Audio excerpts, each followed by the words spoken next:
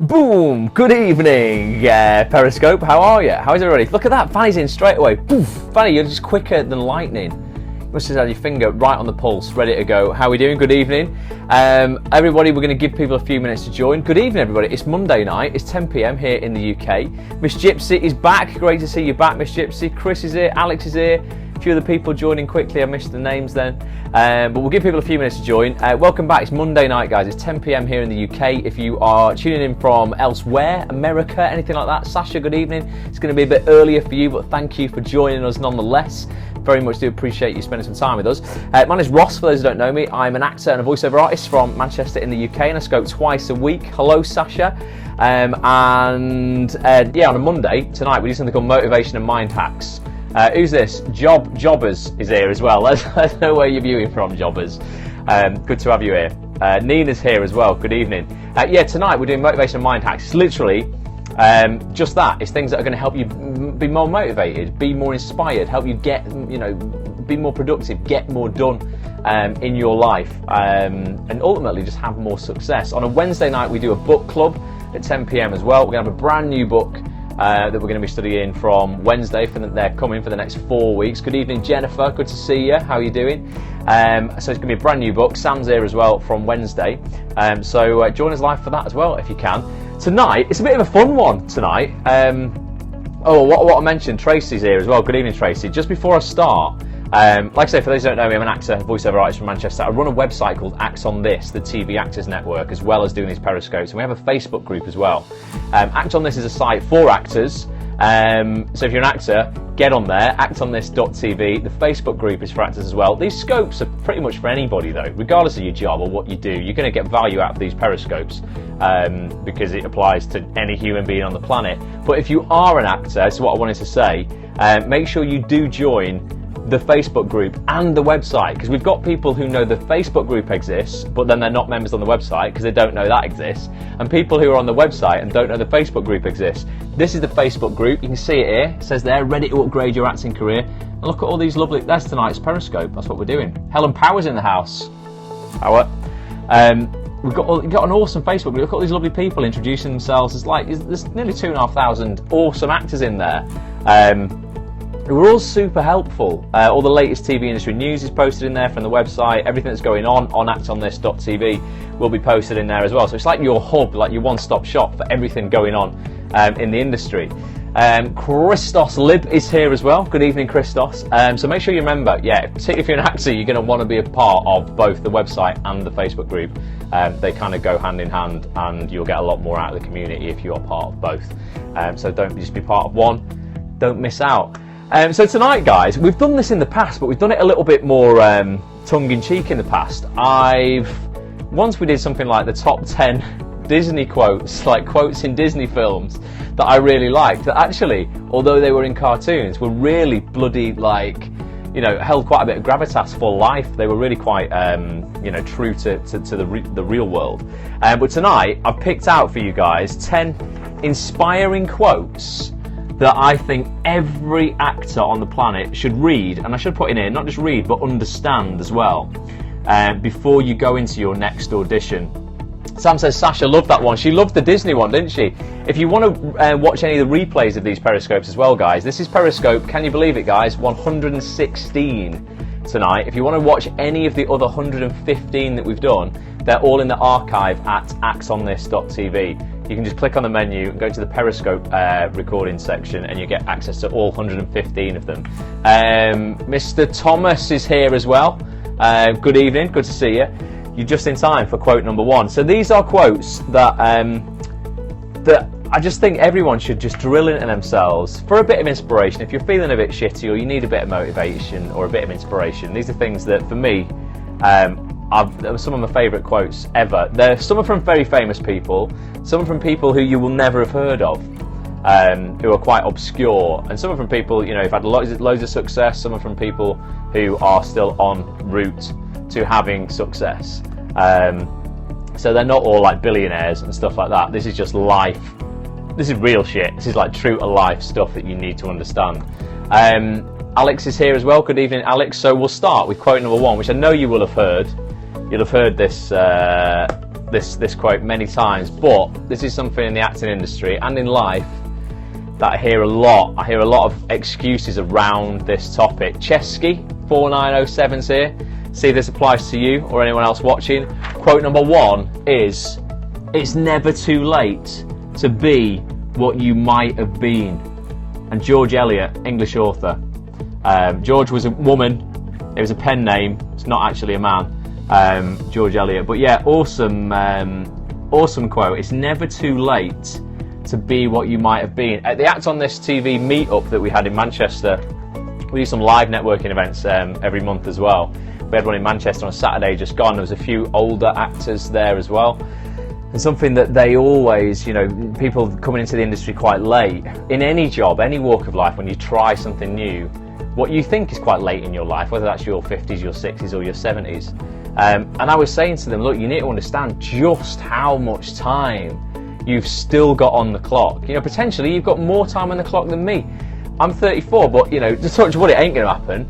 Could get taken out by a bus tomorrow or anything like that. Okay, so a lot of people form limiting beliefs in their mind about doing something later in life because oh, well, maybe it's too late for me, I can't learn this new technology, or I can't compete with these youngsters, blah blah blah blah blah, not actually appreciating how much bloody life experience they have had. I love hanging out with older and younger people. I've got friends in their 70s, I've got friends in their teens, like 18, not like I don't hang around with 12-year-olds, they wouldn't be teens, would they? 13-year-olds, that'd be weird. But yeah, I've got friends from both ends of the spectrum, and I learned just as much from both of them.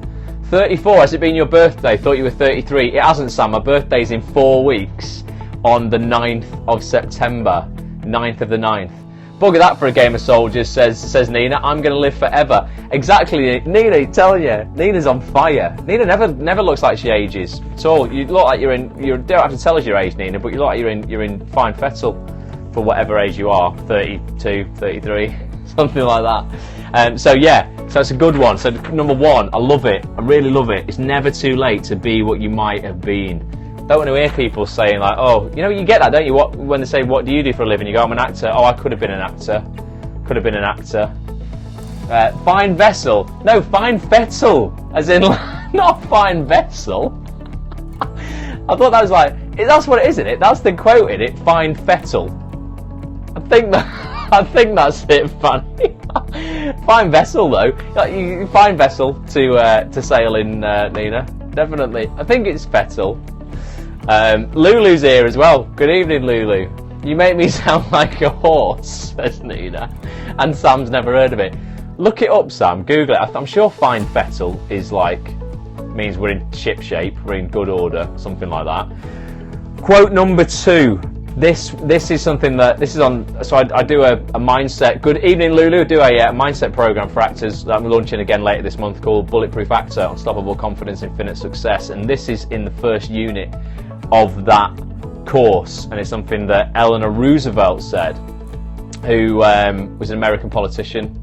Obviously, President Roosevelt was a pretty good guy, all things considered. I don't know a lot about American politics. Barvu, good evening. And she said this, and this is so applicable to everyone in the world.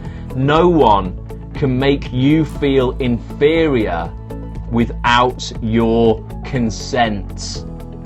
Okay, it's so true. No matter what anybody says to you, you have a choice of how to react to it. Nobody can make you feel like shit unless you are saying, yeah, okay, I'm going to allow you to make me feel like shit. I remember it all the time. It's like, by worrying about yourself or taking everything that people say on board that's negative or anything like that about you, you are simply betting on yourself. Someone said to me, I've mentioned it a few times a couple of weeks ago, they're like, Ross, when you worry about something, you are betting against yourself. That's why you're worrying. It's like going into the bookies and going, right, okay, so the odds of Ross achieving that are 1,000 to 1. Yeah, I'll put a tenner on that, mate, to say he won't do it.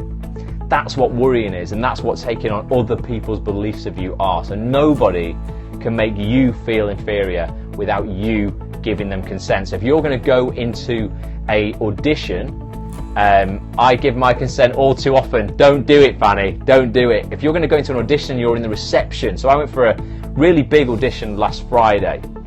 I won't tell you anything about it unless I get the job, but there was like 3 of us in the waiting room, and you know what it's like when you're sat there and you're eyeing up the competition, and then suddenly you can start talking yourself out of things, going, oh well, maybe he suits the character a bit better, he's maybe, you know, a bit more the right kind of shape, or he might be, you know, his hair's better than mine for this role, or whatever stupid things come into your head that make you then feel inferior to these other people. They're not the ones doing that. You're doing that to yourself. You are giving yourself consent to feel like that. So at every audition, you've got to go in and just be like, I'm here, I'm the man or the woman, bring it on. You know, don't let anybody make you feel inferior.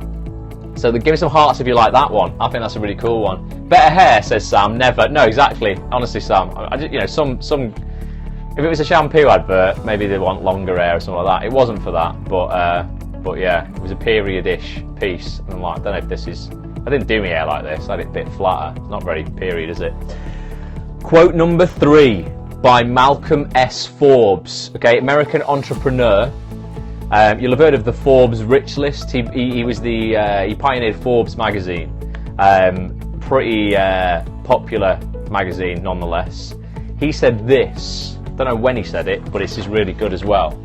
Too many people overvalue what they are not and undervalue what they are.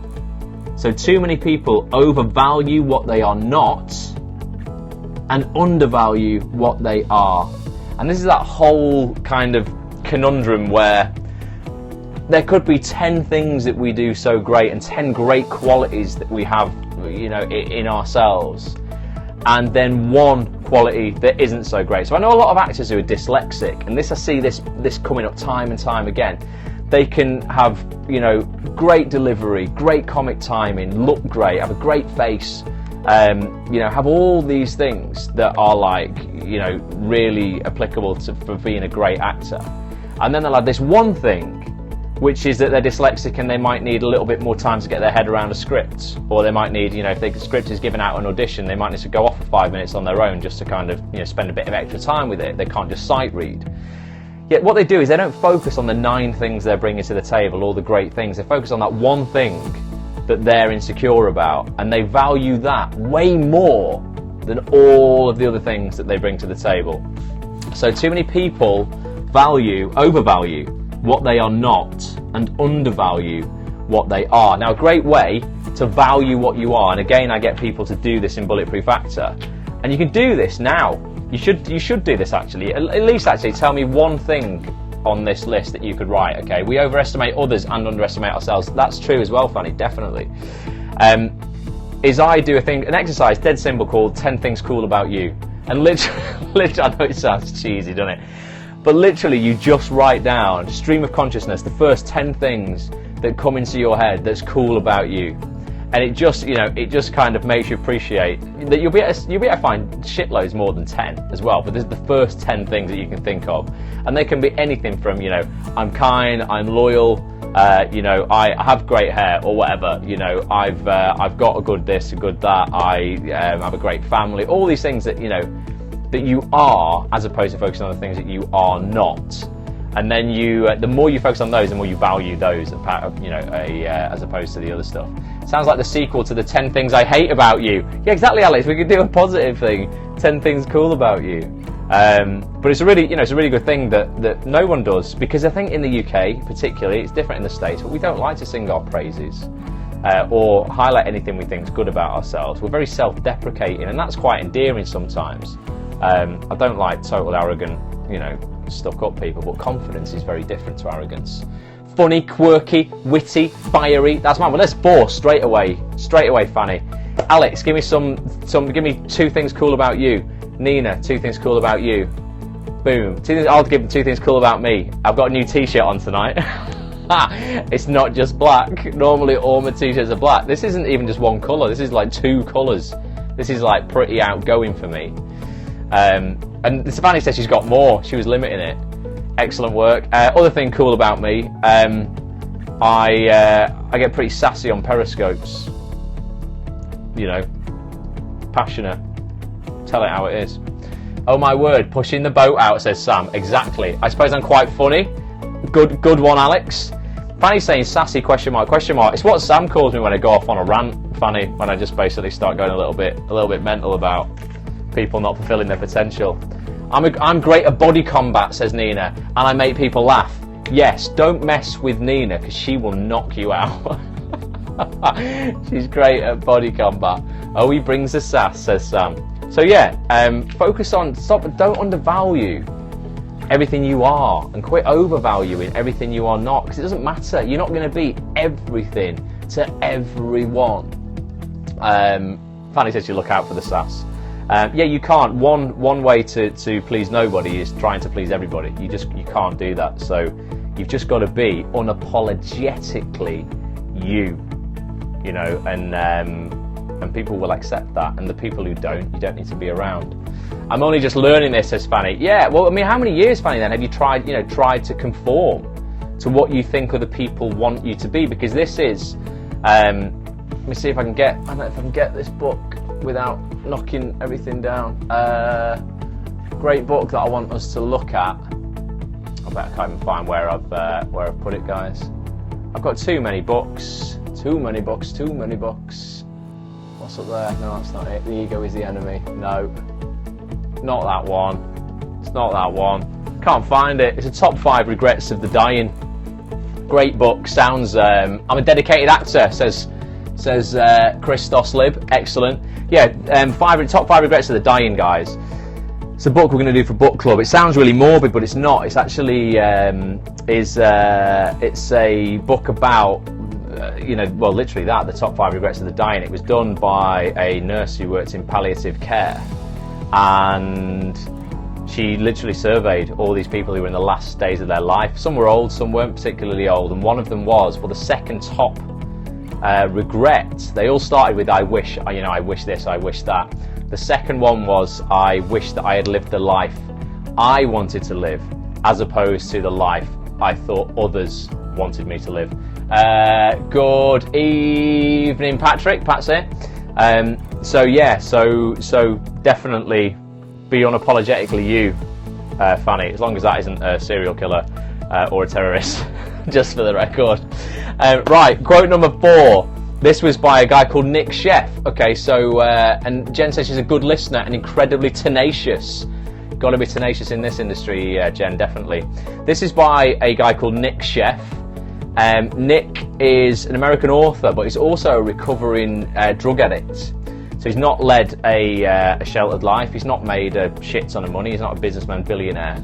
And this is a bit of a longer quote, but this is what he's learned on his struggle. And he's still recovering, but he's a legend. He's a great guy. He's wrote a few books now. Very, very inspirational man.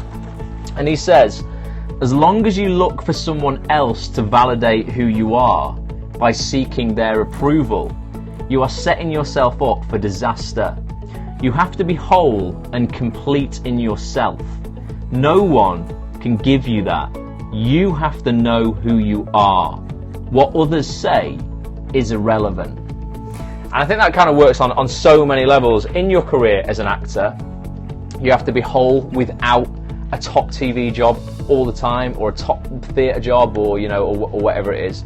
I think in life and relationships, I see a lot of people settling for anything in a relationship, an intimate relationship, settling for anything in order to say they have something.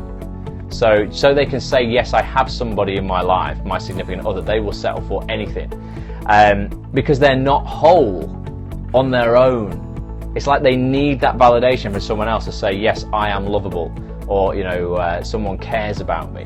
And when you can be whole on your own, then you end up either waiting for the right person, or when you find them, complimenting them, as opposed to kind of going, I need you to make me feel desirable or whatever. We desire attachment, says Fanny. Yeah, definitely. And you know what? Love and connection is absolutely one of the 4 human needs. It's so imperative in order for us to thrive. There's a fascinating study I've been reading called failure to thrive syndrome. And it's where newborn babies, if they're literally not picked up and held, and cuddled and actually have, contact with human beings. Who's the author of that quote, says Chris? I'll put it up again. Yeah, if these babies aren't held and literally, you know, kind of given that love and connection, it's called failure to thrive. They can actually literally give up on life and die because of it. As human beings, we need that connection, but it's making sure that you're not settling for anything. Like I say, in order to say you have something, you've got to be whole on your own in order to complement somebody else. So that was by a guy called Nick Sheff. Christos, that's Nick Sheff.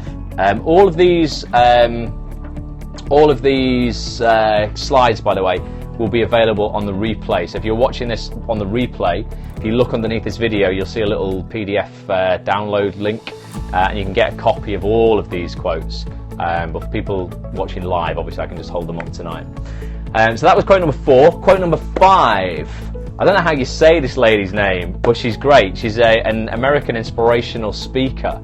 I've seen a few of her videos online. It's Ayanla Vansant, I think, something like that. I could be completely wrong. And again, well, this is kind of a similar thing to Nick's kind of, you know, his outlook. And she says, everything that happens to you is a reflection of what you believe about yourself. We cannot outperform our level of self-esteem. We cannot draw to ourselves more than we think we are worth. And I say this to a lot of people. You will never, guys, that you've got to really, really understand this. Out of everything we talk about tonight, understand this, okay? Take this away from it. You will never outperform, you know, you will never out-earn, you will never out-achieve your belief system. So if you think, you know, if I'm like, okay, I'm Ross, I have the ability to, you know, my potential is to earn £10,000 a year. That's all that I feel I have the potential to earn. I will never earn more than that. If I feel that I only have the potential, the ability to act in fringe theatre, I will never act in anything more than fringe theatre. You know, if I don't feel I can go on to do movies or I can go on to do top TV, I will never get to that place. You will never, ever, ever outperform, out-earn, out-achieve, out-anything your belief system and your mindset, okay? So as Ayanla, something, I think that's the name, says, you know, everything that happens to you is a reflection of what you believe about yourself. We cannot outperform our level of self-esteem. We cannot draw to ourselves more than we think we are worth. So if you believe, again, relationship-wise, you know, you don't deserve the best man or woman, or whatever, and you only deserve, you know, somebody who doesn't really respect you, or, you know, anything like that. That's all you're ever going to have. You know, I see a lot of people are like, I just always attract the crazy ones. It's like, well, maybe that's all you think you actually deserve, and you're not going for anything better than that. So in your career, if you don't feel you deserve an agent of a certain level, you will never have an agent of a level above where you see yourself at. You know, it's the same for anything in your life. Your mindset and your belief system will limit you, depending on, you know, how much belief you have in yourself, how much self-esteem, how much potential you feel you have, because then you're going to take the required or the congruent action, which will be completely in line with the potential you feel you have, and then your results will be determined by that action, which is in line with your potential, and that will either be great or very, very bad, depending on what you started with. So if you feel you've got no potential, you'll take no action, get shit results. You know, that's going to feed back into your belief system. You're going to say, I told you I couldn't do it. Next time you feel you've got even less potential, less action. Or you feel great potential, massive action, top results. Have the confidence to go to the extra yard when no one else will go. I said something the other day, Patrick. I said, look, I'm telling you, particularly on a weekend, you know, I work over the weekend on my stuff and on the website and stuff, and I'm like, look, it's very, there ain't no traffic jams on the extra mile, kids. Particularly on a weekend, there are never any traffic jams on the extra mile, because very few people go on it, go the extra mile, you know, go that extra yard these days, never mind the extra mile. I once thought I had so much potential, I thought I didn't have to try at all. Well, yeah, I mean, it depends what you're doing to fulfill that potential, Fanny. You've got action is the absolute determining factor to whether you're going to fulfill your potential.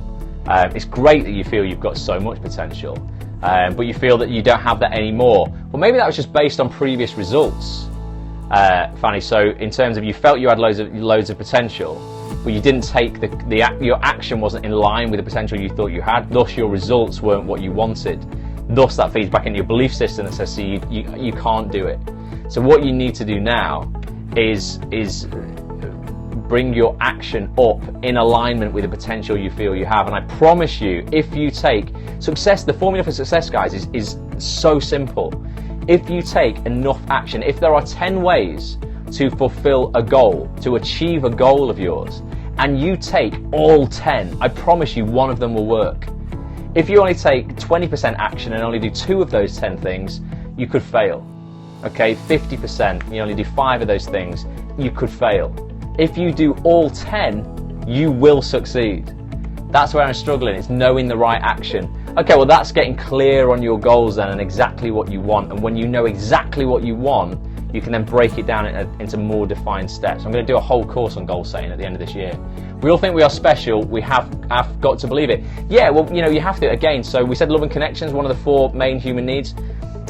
So is significance, and significance is the feeling of, you know, it's the need to feel special, the need to feel worthy, to feel different to other people, like you have something to offer and to impact the world. It's an absolute ingrained human need of ours, you know, so you've got to believe in that as well. And you are, guys. I was saying the other day, the probability, check this out, get your head around this, the probability of you being born was approximately 400 trillion to 1. And I said the other day as well, without getting more graphic about it, if your parents had decided to get romantic and do whatever they had to do to bring you here, just 2 or 3 minutes later you wouldn't be here. You know, so that in itself, of course, you're incredibly unique. Your DNA has never existed before. It will never exist again when you die. So it's all down to you and what you're going to do with it whilst you are here. So by your very nature of being alive right now, you are very special. You know, like I say, 400 trillion to 1. Those odds at the national lottery, your millions odds are ridiculous, but 400 trillion to 1, they're not that bad. Definitely. So yeah, you've got to believe in that potential, believe that you have something to offer, and take the action that's congruent to the potential you feel you have. Quote number 6, a guy called Rob Liano is a best-selling author, another great guy. You can check him out. I'm sure there's some stuff I've seen of his on YouTube. And this is about knowing what you want, Fanny. Like we said a second ago, you said you don't know the action to take. Maybe you're not 100% clear on exactly what you want. If you don't know what you want, you'll never find it. If you don't know what you deserve, you'll always settle for less. You will wander aimlessly, uncomfortably numb in your comfort zone, wondering how life has ended up here. Life starts now. Live, love, laugh, and let your light shine. And the big thing there that I kind of like is, you know, that life starts now. You can literally change your life around on a dime. You can do a complete 180 when you decide to take control of your life. And we all have the choice. The greatest gift you have at your disposal, full stop, is choice. And you always have a choice of how you're going to react to a situation. And when you think some of the biggest decisions in the world, I swear I know exactly what I want, but then I seem to exhaust all actions and crash and fall. Give me one incredibly specific thing that you want, Fanny, that isn't, I want to be a successful actress. You need to go, what are the things I need in order to have the opportunity to become a successful actress? And let's try and help you with an action step tonight. Mum's granddad was meant to go on the front line in World War I, but got sent home the day before. I missed the last bit you put there, Sam. I've been back to my day job these past days while acting school because acting school is what? It's beyond belief. I missed that, Patrick, what you said there. As in, you don't feel, so you've gone back to your day job because you're struggling to have the belief in your potential to go to spend more time at an acting school or drama school or something like that. Clarify whether that's what you mean, because again, that could just be absolutely limiting belief. Okay, so finances, right now, finances. Hey Tobes, 1994, Tobes is here, says hey Ross, how we doing? So yeah, I've been in that situation, Patrick. Finances, without a doubt, and I would never tell anybody to just quit their job and just, you know, absolutely commit to acting straight away. You need to do it very gradually. It took me a few years to get out of my day job, working minimum wage in a toy shop, effectively, really shit job. Hated it. I had to eject quite slowly, but then when I got to a point where it was like, I think you can probably survive, but I'm not exactly sure, it's going to be a risk, I just jumped and the net did appear at that point. But I had got to a point where, you know, I'd at least put a bit of a safety net out there. What I would suggest, and what I suggest to everybody, is that you need to stop managing your time better when you feel like this. This was what it was like for me anyway. I would like complain that I didn't have enough time to work on my acting career and you know, and get myself sorted because I was spending all my time at work. And really, when I broke down what I was spending my time on, I was wasting a lot of time on needless shit. You know, there was at least an hour a night where I would maybe watch an episode of like a series. There would be time in the morning where I would be like, oh, just 10 more minutes in bed, 20 more minutes in bed. And that really, really adds up. Even one focused hour of work a day is 7 hours a week. That's 28 hours a month, which is a huge amount of time to put into something, to put into your career, into developing anything that you want to do, any hobbies, anything at all. Said it before, said it again, timetabling, says Fanny. Yeah, so what I do every night, and what I will do after this scope as well, is I will write down, it's not a to-do list, because I don't like the nature of going, I've got a to-do list. I feel like the to-do lists are like for shopping, or like, you know, when you go in supermarkets and things like that. But it's definitely kind of like an action plan for the next day.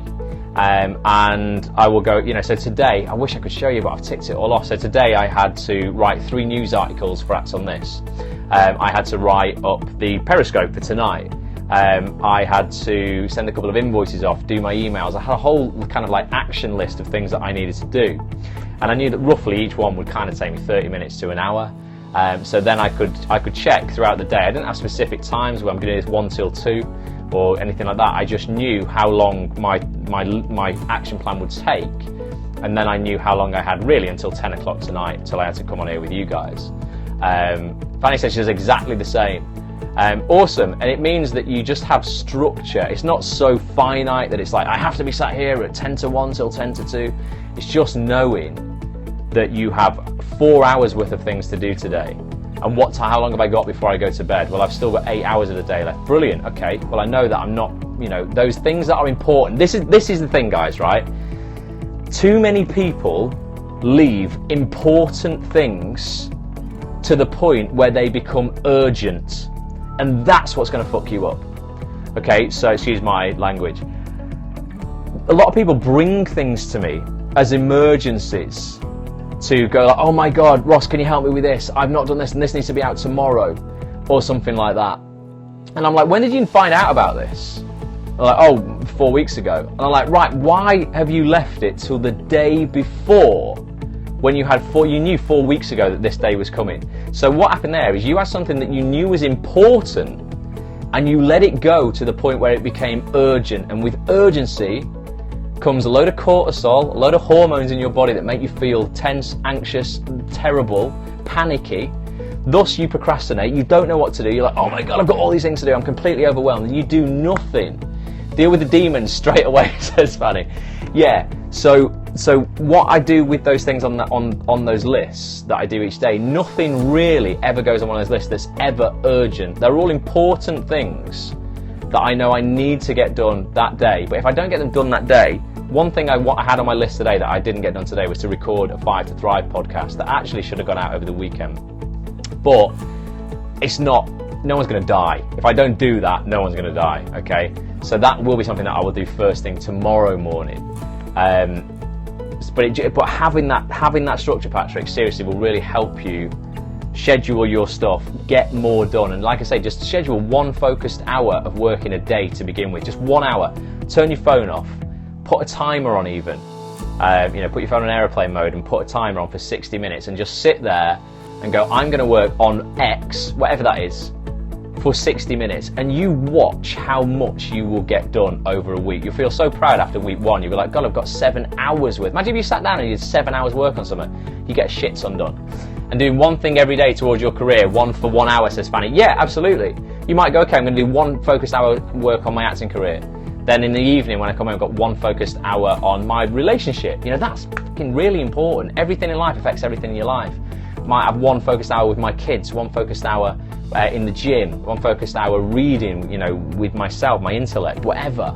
But 1 focused hour is seriously powerful. And if you have a spare day, you can do something called 60-60-30, which I do, where I will do 60 minutes on one thing. By the way, great interview with Chris Stone. Thanks very much. Yeah, I would do 60 minutes on one thing, have a 5-minute break, 60 minutes on another thing, and then it's completely unrelated. And then I do 30 minutes that's completely disconnected on something that's fun, maybe watching a series of something. I keep saying that to myself too much lately. Everything affects everything else. So true, Fanny. Everything does affect everything else. So yeah, focused blocks of work. Got off on a bit of a random one there, but that'll help everybody watching. If you get a day off, 60-60-30, an hour on something, an hour on something else, because science, studies show that we work better if we don't spend hours and hours on the same task. So if you've got 60 minutes on one thing you need to do, then do 60 minutes on something completely different, let your brain relax, and then you can always come back to that thing after another half an hour break after that second 60 minutes. This is really the one thing I'm really bad at. I really am lost in planning and time management. Get 2 apps, guys, that I use. One's called Evernote, which is a great kind of like, it's a great app that we can do everything in Evernote. It can be overwhelming at first because you can literally do everything on it. But the other one that's not overwhelming, I use a lot, is called Workflowy. Workflowy, so Flowy, workflowy.com. Completely free, and it's literally the most simple listing app in the world. It syncs with your phone, syncs with your Mac, syncs with your PC, syncs with your iPad. I have it on a little icon down here, and you'll see my workflow here. These are all my, I don't know if you'll be able to read any of these on the list here. But we've got, so for today was to record 5 to Thrive. That was the thing on my list that I couldn't get done today. Underneath that, ring Michael about Monday's interview. Did an interview with Michael, one with David Martin, one with Amy Hubbard. Got my Bulletproof Actor stuff here as well. Got stuff for today, stuff for the week. But every time you tick something off or you delete it, it goes on everything. You know, so it's all in sync wherever you're looking at it. Workflowy.com. I have a Samsung. It'll work. It'll be fine, Christos. It'll be fine. I'm sure you can get it on for Android, or you can. It's a web-based app, like in a browser. So I think all I've done there is saved a shortcut really to the actual like website. But yeah, workflowy.com is great. Or as Fanny said, pen and paper. I use an awesome, for those who are geeks, I use something called a Moleskine. This is actually an Evernote notepad. So this is specifically for the Evernote app. So it's special paper with different dots and stuff on it that you can actually photograph from your iPhone, and then it converts it digitally into your phone. So you've got the best of both worlds then, Fanny. I've got a book that I can write in, and then I've got it recorded on my phone if I'm out and about and I don't want to take that with me in case I lose it or whatever. So that's pretty cool as well. But yeah, schedule it, it'll get done. Bit of a tangent there, but let's look at quote number 7. We've still got 3 quotes to go, guys, and it's 20 to 11. This is a bit of a long scope. Quote number 7 by Marie Curie, legend physicist. You'll know of Marie Curie cancer care, all the hospices and stuff that Marie Curie had. Marie Curie was a physicist. I think she discovered polonium, maybe iridium. It was all to do with radioactive stuff for cancer treatment. And she said this. She's a bit of a legend. Said, life is not easy for any of us, but what of that? We must have perseverance and above all confidence in ourselves. We must believe that we are gifted for something and that this thing, at whatever cost, must be attained. So again, goes back and feeds into our significance. Only you would have an old school pen and pad that has computers, fancy qualities. Bit of a geek, Sam. That's what I love. But yeah, ultimately, again, everyone has. Life's not easy for any of us. That's ultimately the message behind that. Everyone is battling with something, and never forget that when you meet people on a daily basis, and when you're taking them at face value as well. Sometimes people will, someone will say something to someone that upsets them. Someone will cut someone up in a car, for instance, have major road rage at them, and you don't know whether they've just got a phone call to to say that their wife's dying in hospital and that's why they cut you up because they were speeding. You've got to kind of project positivity that everybody is just doing the best that they can do with what they have at that time. And then you never get angry at anybody really, because you're just like, you rise above it and you're like, okay, I just feel, you know, that I'm going to let you off. You are just doing. I wouldn't want to be in your situation sometimes. You know, you'd be like that if you're behaving like that. I wouldn't swap places with you. I feel that, you know, you are just doing your best though with what you have, and maybe you're just not equipped to deal with the situation that you're in. But ultimately, yeah, everybody is battling something. So never forget that. But also never forget behind your battle that you've got something that you're fighting for as well. And you know, like Mary says there, you know, perseverance and above all confidence in ourselves is the thing that's going to get them through. And you know, you've got to believe that you are gifted for something, because we all are. Everybody's got a unique ability, a unique talent, and like we said in one of the quotes earlier, it's valuing that more than you value your flaws, because so many people overvalue the things they can't do, they don't value the things that they can. So screw that. Persevere, and just remember on day-to-day experience that everybody is battling something. Quote number 8, 3 to go here. Mark Victor Hansen is American inspirational and motivational speaker who actually only discovered today, but I thought, Mark, what you say is right, pal. I'm going to include you in tonight's scope. And he said, don't wait until everything is just right. It will never be perfect. There will always be challenges, obstacles, and less than perfect conditions. So what? Get started now. With each step you take, you will grow stronger and stronger, more and more skilled, more and more self-confident, and more successful. If there's one thing that I have learned over the last couple of years, it's to start now.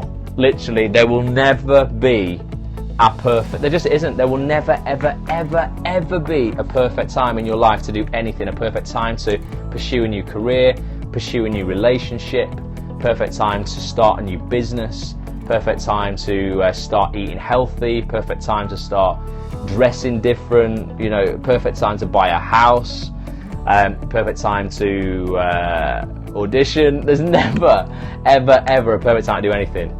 And a lot of people disguise fear as practicality. And by when I say that, I mean they will say, oh, this is not the right time for me to do that yet. I'm just going to wait until the 1st of the month. Fuck the 1st of the month. The amount of times people in the gym are like, oh yeah, I'm going to start doing my abs on the 1st of next month, or I'm going to start going to the gym on the 1st of next month. I'm going to start that diet on Monday. Well, it's Thursday. What's wrong with today? Why are you just going to waste 4 days giving yourself the excuse to get fat or be less productive or whatever it is?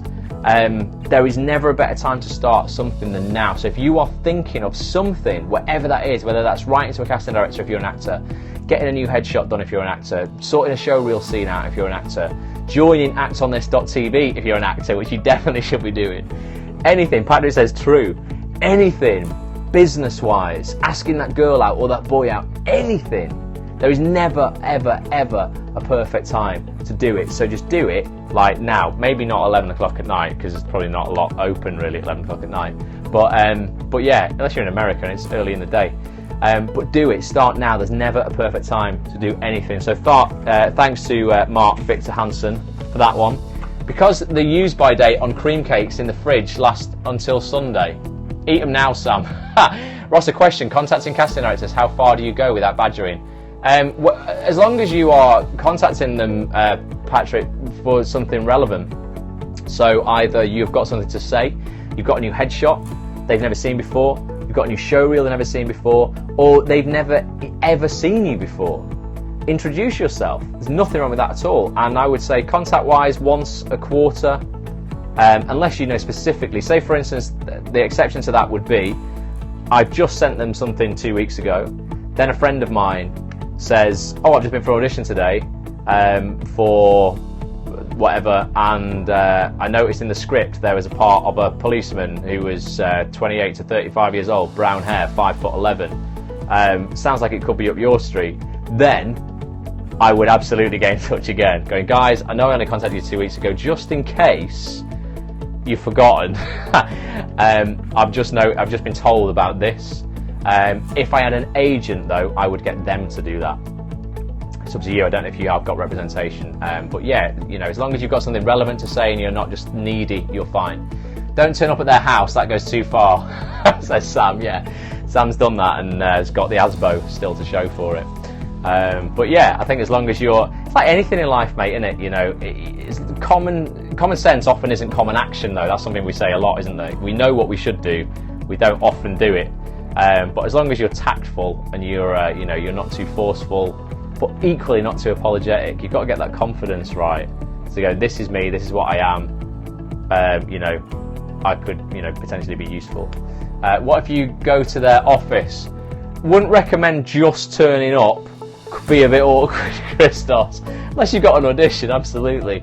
But definitely email, Twitter. Email and Twitter are two brilliant platforms. Twitter particularly because you have to censor yourself because you only have 145 characters. So you can't be long-winded, you can't be needy.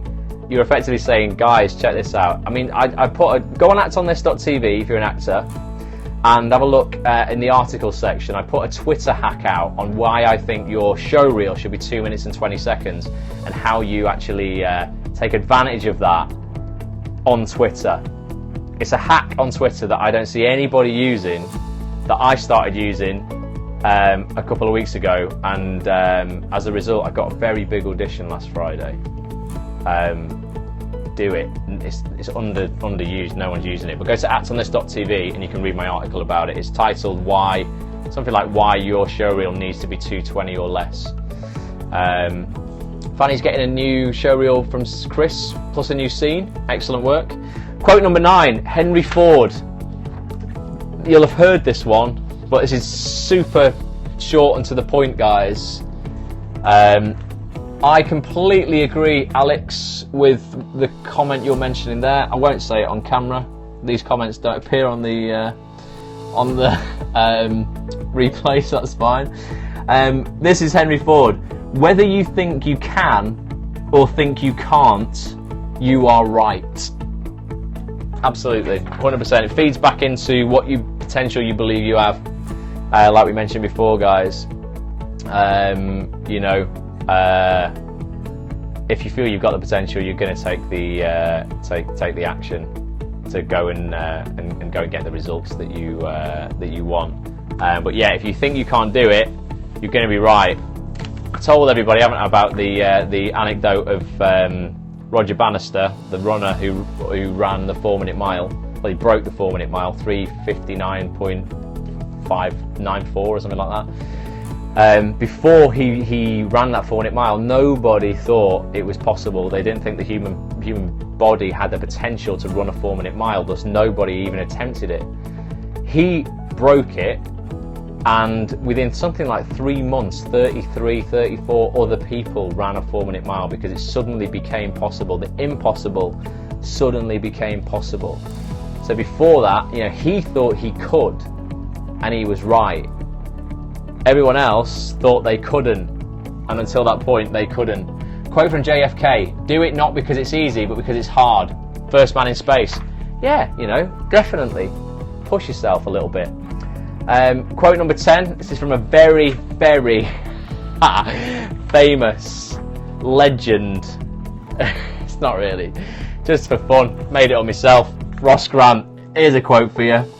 You are 100% in control of your life. Now go out and get shit done. Ross Grant, actor and sassy periscoper. That's the most important quote of the night, guys. But seriously, the sooner you realise you are 100% in control of your life, how you react to every situation, the choices you make, good or bad, how you fulfill your human needs, you know, of certainty, variety, significance, love and connection. Okay, you can choose how you are going to fulfill those, either negatively or positively. You can't control the circumstances or the scenarios you are put in by life, but please appreciate that life happens for you and not to you, and you have the choice of how you are going to react. So Sounds familiar, says Sam. Does this guy do other stuff too? Yeah, he runs a website called That's on This, and he goes running on a Sunday. But yeah, that's my quote, guys. You are 100% in charge, in control of your life. Go out there and get shit done. But seriously, I know it's a bit of fun, but it's really very, very true. It is.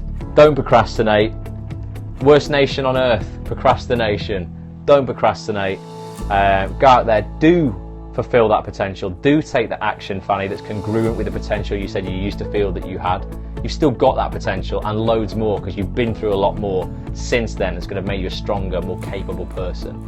And ultimately, guys, yeah, you know, it is cliched, but, you know, have big dreams, because you'll grow into them. Ultimately, you'll grow into them the longer you stick at it. Definitely. Procrastination, Sam, yeah, she says she gets it. Worst nation on earth, procrastination. So that's it for tonight, guys. They're the 10 quotes that I think every actor should read, or every person, before you go and do something that makes you feel a little bit uncomfortable, just to give you that belief in you know, self-esteem again, ultimately. There's a lot of wisdom in those quotes. If you're watching on the replay, you can download them from underneath this video. Cheers for spending some time with us, Patrick. Good night, mate. You can download them from underneath the video there, and you can print them out, have them, pin them up on your boards at home, do whatever you need to do with them. But yeah, I think there's a lot there. I'll be back on Wednesday night for book club with a book. I think we're going to be looking at Ryan Holiday's book called Ego is the Enemy. I'm not sure, but we'll see. I think that's going to be the book. But I've got a whole load to look at here, so I'm gonna have to see. But Fanny's a fan of that one. Ryan Holiday's great though. He's done some awesome books. Cheers, Christos. Thanks for joining us, mate. So yeah, join us again live 10 p.m. Wednesday night. I'll be back. Like I say, guys, if you are an actor particularly, come and join the site actonthis.tv. And then don't forget to join the Facebook group as well. They are intertwined. They are one and the same thing. Cheers, Alex. Alex says fantastic scope tonight, as every scope. Cheers, buddy. Appreciate you. But yeah, facebook.com/groups/actonthistv. And Act On This, the TV Actors Network, is actually actonthis.tv. The website is just www.actonthis.tv. Search for Act On This TV anywhere and you'll find everything to do with the site. Twitter, Facebook, Instagram, Periscope, everything. Thank you, Tracy. Cheers, Jen. Thanks for showing up, guys, and thanks to everybody on the replay. Appreciate you all, seriously, for spending this much time with us. It's like 52 minutes, this scope, so it's a long one, but I hope you've got value out of it. And like I say, I'll be back on Wednesday night with book club. But yeah, remember, you are 100% in control of your life. Get out there, get shit done. I'll see you Wednesday night. All right, cheers, guys. Bye for now.